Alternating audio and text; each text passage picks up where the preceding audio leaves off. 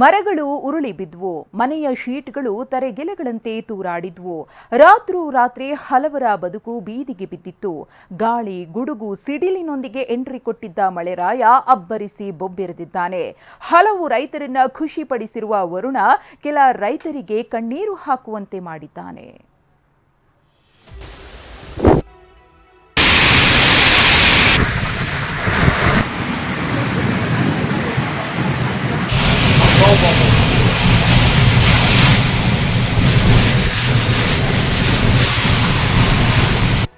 ನಮ್ಗೆ ತುಂಬಾ ನಷ್ಟವಾಗದ. ಒಂದು ಎಕರೆ ಪೂರ್ತಿ ಒಂಟಾಗದ ಕೊಚ್ಕೊಂಡು ನೋಡಿದ್ರೆ ದುಃಖವಾಯ್ತದ. ನಾವು ಕೂಲಿ ಮಾಡೋಂಥ ಜನ ರೈತರು ನಾವು.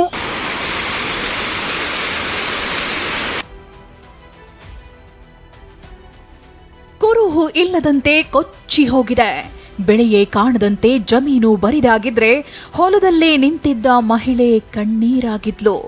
ಇದರ ನಡುವೆ ನದಿಗಳ ಬೋರ್ಗರೆತ, ಸಿಡಿಲಿನ ಅಬ್ಬರ ಸಾಕಷ್ಟು ಅವಾಂತರಗಳನ್ನೇ ಸೃಷ್ಟಿಸಿದೆ. ಅದರಲ್ಲೂ ಚಂಡಮಾರುತದಂತಿರೋ ಈ ದೃಶ್ಯ ನೋಡಿ.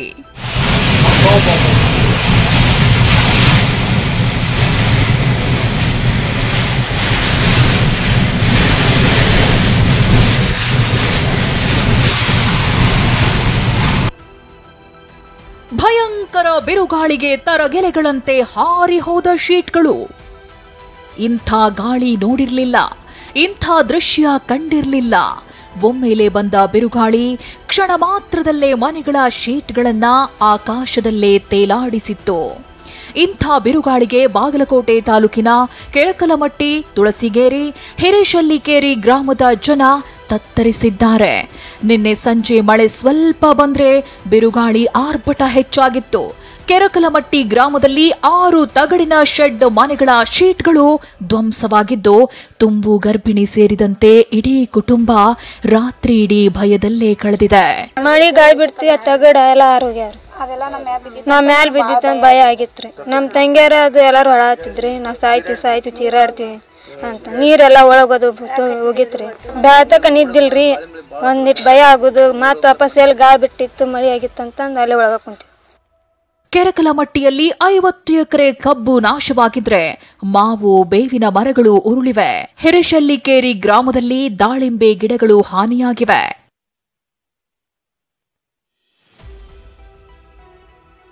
ಬೆಳಗಾವಿ ಜಿಲ್ಲೆ ಚಿಕ್ಕೋಡಿ ತಾಲೂಕಿನ ಕೆರೂರ ಗ್ರಾಮದಲ್ಲೂ ಕೂಡ ಗಾಳಿ ಆರ್ಭಟಕ್ಕೆ ಲಕ್ಷ್ಮೀ ಮಾದರ್ ಅನ್ನೋರ ಮನೆಯೇ ಛಿದ್ರವಾಗಿದೆ. ಕೊಚ್ಚಿ ಹೋದ ಶುಂಠಿ, ಕೈ ಮುಗಿದು ಕಣ್ಣೀರಾದ ಮಹಿಳೆ. ಮೈಸೂರು ಜಿಲ್ಲೆ ಸರಗೂರು ತಾಲೂಕಿನ ಬಾಡಿಗೆ ಗ್ರಾಮದಲ್ಲಿ ಪುಟ್ಟ ತಾಯಮ್ಮ ಅನ್ನೋರ ಶುಂಠಿ ಬೆಳೆ ನಾಶವಾಗಿದ್ದು ಪರಿಹಾರ ಕೊಡಿ ಅಂತ ಮಹಿಳೆ ಕೈ ಮುಗಿದು ಬೇಡಿಕೊಂಡಿದ್ದಾರೆ. ನಮ್ಗೆ ತುಂಬಾ ನಷ್ಟವಾಗದ. ಒಂದು ಎಕರೆ ಪೂರ್ತಿ ಒಂಟಾಗದ ಕೊಚ್ಕೊಂಡು ನೋಡಿದ್ರೆ ದುಃಖವಾಯ್ತದ. ಆದಷ್ಟು ನೀವು ಬಂದು ನೋಡಿ ಏನ್ ಬೇಕು ಅದನ್ನ ತೀರ್ಮಾನ ಮಾಡಿ ಕೊಡಂತ ಸಹಾಯ ಮಾಡಿ. ಕೊಡಗು ಜಿಲ್ಲೆ ಸಂಪಾಜೆ ಚೆಂಬು ಗ್ರಾಮ ವ್ಯಾಪ್ತಿಯಲ್ಲಿ ಭಾರೀ ಮಳೆ ಆಗಿದ್ರಿಂದ ಪಯಸ್ವಿನಿ ನದಿ ಉಕ್ಕಿ ಹರಿದಿದೆ. ಇದರಿಂದ ಮಡಿಕೇರಿ ತಾಲೂಕಿನ ಒಂಬಳೆ, ಅತ್ಯಾಡಿ ಗ್ರಾಮಗಳ ನಡುವಿನ ಸಂಪರ್ಕವೇ ಕಡಿತವಾಗಿತ್ತು. 8 ಕುಟುಂಬಗಳು ಸಂಕಷ್ಟಕ್ಕೆ ಸಿಲುಕಿವೆ. ಚಾಮರಾಜನಗರ ಜಿಲ್ಲೆಯ ಹನೂರು ತಾಲೂಕಿನಲ್ಲಿ ಭಾರೀ ಮಳೆಯಾಗಿದ್ದು ಮಾರ್ಟಳ್ಳಿ ಕೆರೆ ಭರ್ತಿಯಾಗಿದೆ. ಸಂದನಪಾಳ್ಯದ ಚೆಕ್ ಡ್ಯಾಂ ಉಕ್ಕಿ ಹರಿದಿದೆ. ಉಡುಪಿ ಜಿಲ್ಲೆ ಬೈಂದೂರು ತಾಲೂಕಿನ ಕಳವಾಡಿ ಗ್ರಾಮದಲ್ಲಿ ಈಶ್ವರ ಮಾರಿಕಾಂಬಾ ದೇಗುಲದ ಅನ್ನ ಛತ್ರದ ಚಾವಣಿ ಕುಸಿದು ಬಿದ್ದಿದೆ.